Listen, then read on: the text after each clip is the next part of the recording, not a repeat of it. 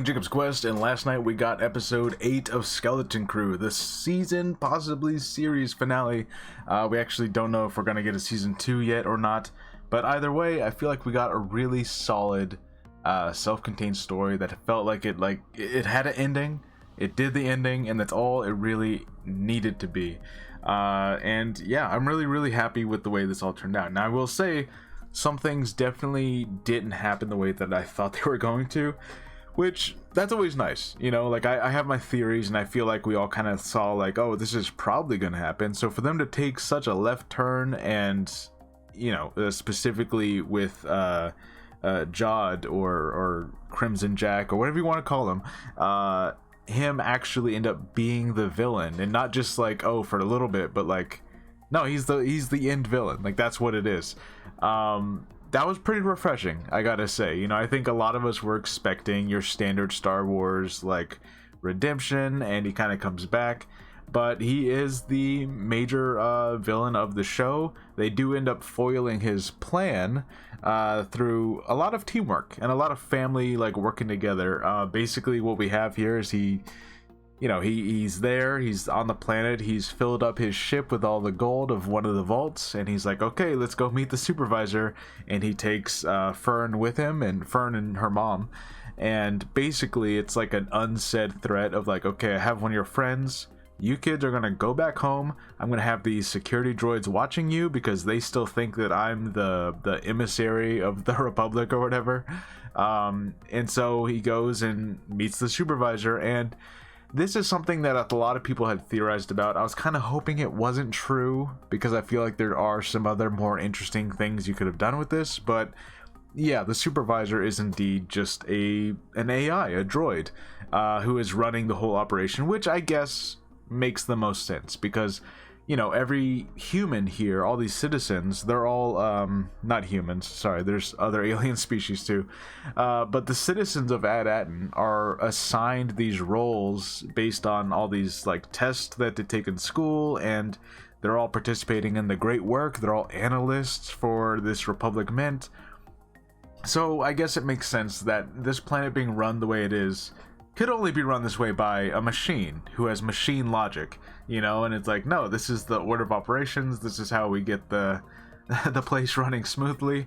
Now there is an interesting development here that I did not see coming, because for the entirety of the show we've been referring to this place, and the characters have been referring to this as an old Republic Mint. Now, you know, back in Legends canon, when you said the words Old Republic, what you were referring to was the Republic of thousands of years ago, like 10,000, 15,000, 20,000 years ago. You know, Knights of the Old Republic and all that stuff, right? Well past, or well before the prequel trilogy, right? And this show has been using that term the whole time. However, when Jod says that he's an emissary and he's a Jedi, the AI is like, well, the last message we got from the Republic said that the Jedi were all traitors. So the AI turns on Jod and starts attacking him, so he has to destroy the AI, which, you know, does kind of wrap up the whole supervisor thing like really quickly, I think. Maybe a little too quickly, because it was kind of like a big reveal and then like dealt with immediately.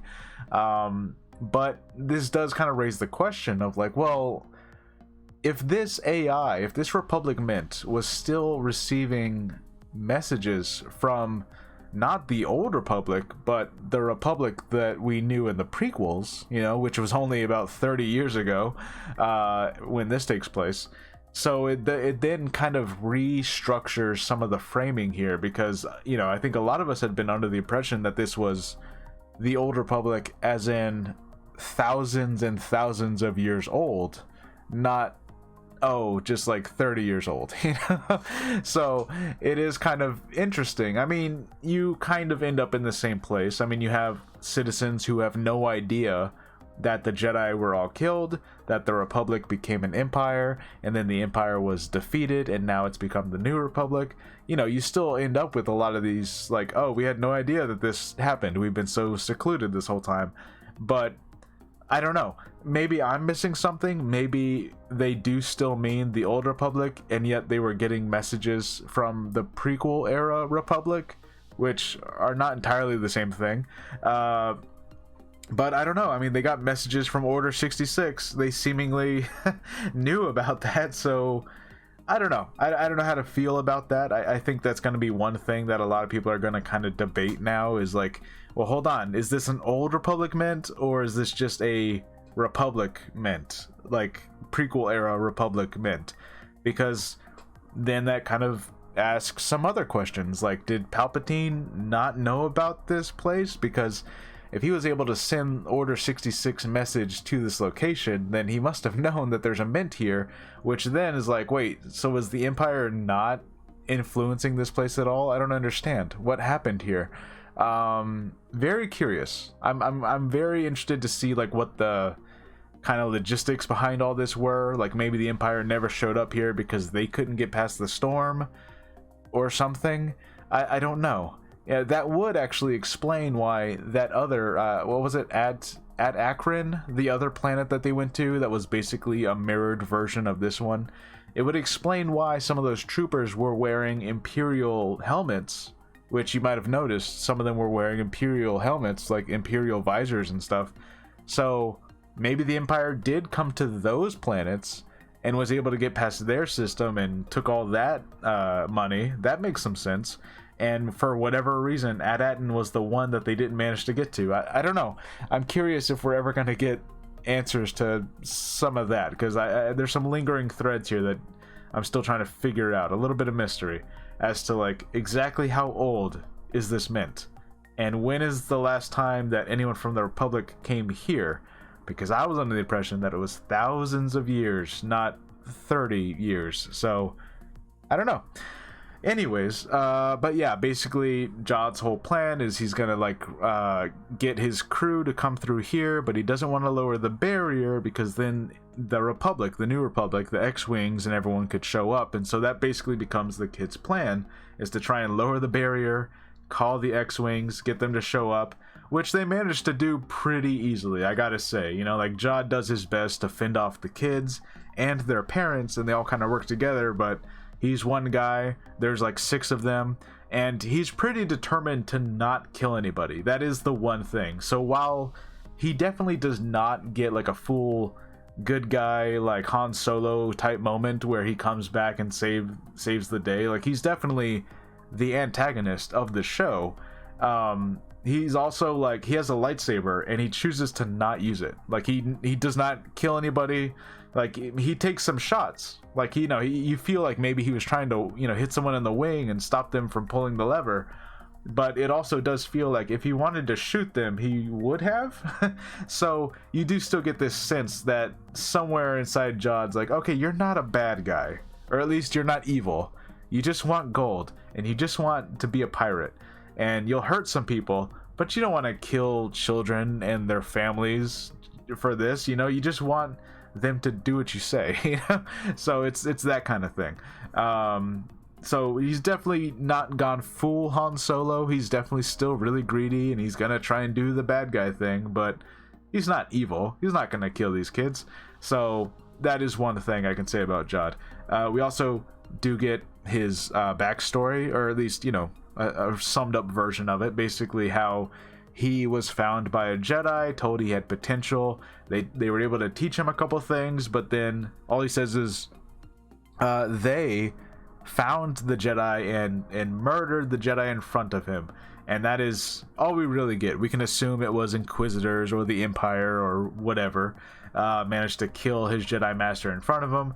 But it does seem that this was all taking place after Order 66. So it does not seem that at any point he was at the Jedi Temple on Coruscant or anything like that. It seems like he grew up on some really poor planet and he was all by himself and he was trying not to starve, and a Jedi found him and tried to help him until the Jedi died. And that's, you know, how you end up with someone who, you know, knows how to use the Force, knows how to try and survive, because they've had to survive on nothing their entire lives. But also, like, they lost someone when they were young, you know, like probably the only parental figure they ever knew died not too long after they met them, you know. So like you get like, okay, this is why Jod is like this is who he is. So it makes a lot of sense. And I will say it did kind of feel like the episode ended a little abruptly. I could have used an extra couple minutes of like, you know, the X-Wings basically show up and send the pirates running, and then Jod is there in the tower, and we don't see him get arrested. You have to assume that he does. And you know, they kind of like joke or like, all right, Wim, I guess you don't have to take that you don't have to take that placement test anymore, you know, because their AI leader is disabled. You know, he's destroyed. All the security droids are gone.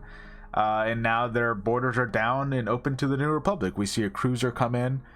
And it definitely feels like, yeah, you could easily make a season 2 here, because now you have this Republic Mint and this entire planet full of citizens who, they don't know anything about the outer galaxy. They have no idea what's been happening here. You know, like, if it's only been 30 years, maybe, I don't know, you could even still say, like, yeah, their parents are, like, what, in their 40s? You know, like, so you could even still say, like, yeah, their parents might remember the border not being always, or the barrier not always being on when they were kids, but it's been on their entire lives after that. I don't know. Like, again, they need to kind of specify how long it's been like this on AT-AT. And but in any case, yeah, look, this was a fun adventure show with some great characters, a lot of solid moments. It threw you for a loop. You didn't entirely know where this was gonna go. You're like, okay, I know Jod's not evil, but is he gonna actually do like that last minute turn and become a good guy? And then it's like, no, he is the antagonist. He's the one that they have to go up against. But you root for the kids, and yeah, it just, I think more than anything, like if you were gonna show a kid a Star Wars for the first time and try to be like this introductory, be like, okay, the X-Wings are the good guys and the Jedi are the good guys, but sometimes people will lie out here in the world, and you know, like, and sometimes they're gonna be bad, and maybe they're not fully evil. They're, you know, they're not Darth Vader. They're not gonna, you know, they're not gonna order 66 some kids, but they're, you know, they're greedy and they're selfish, and it's, you know, like George Lucas would always say, it's the selfish versus the selfless, you know, like that whole thing. And yeah, I think this is like a really solid like introduction to Star Wars from a whole new angle, from a different angle entirely, right? Because like, these are kids who, they read about the Jedi, they know what that is, but they don't know all the details, they don't know the truth, you know. And so like, you could kind of like show this to someone who kind of knows about Star Wars, but they've never actually watched any of the movies. This could be that, you know, like, anyways, point is, pretty solid show, I gotta say. Like, this doesn't feel like it got anybody angry in any way. Like, I don't see anyone online being like, oh, they messed up this lore, they did this to this character, I can't believe they said this about this. You know, it's like, this was just like its own thing. It's self-contained. There was no big cameos, there was no big appearances, which, by the way, I would not have been mad at. Like if Jod showed up or Jod got arrested at the end and they showed him like in a New Republic prison, and they're like, oh, you got a visitor, and then like, look, I can see a scenario in which they do the fan service thing and they have Luke show up and they're like, oh, Luke has to ask you about this lightsaber and your ability to use the Force, and you know, like, what's up with that? Because I have to imagine that if Luke hears about someone else using the Force and they're in New Republic custody, Luke probably would show up and be like, can I talk to this person? Like, what do they know, right? Like, because that's, at this point in time, Luke's whole thing is trying to figure out everything he can about the Jedi. He wants to know about the history. He wants to know about how many other Force users are out there right now. Like that's Luke's thing right now, right? So, I don't know. I can see a scenario where Jod gets arrested and then Luke makes a quick appearance at the very end to go interrogate him and ask him some questions, right? Like, that could be a thing. I don't know. You know, like, who is your master? What do you know about the Force? Let me see that lightsaber real quick, you know, or something like that. I don't know. But in any case, yeah, really solid thing. I would not do any changes at all. You know, if anything, the whole the supervisor being an AI, I guess it was pretty predictable. You know, I guess you had to have assumed such when everything's being run by droids in the background, and they seem to very much be almost holding this civilization captive. You know, like no one wants to go against the security droids. So I guess it makes sense. Like, yeah, it's an AI. That makes sense now.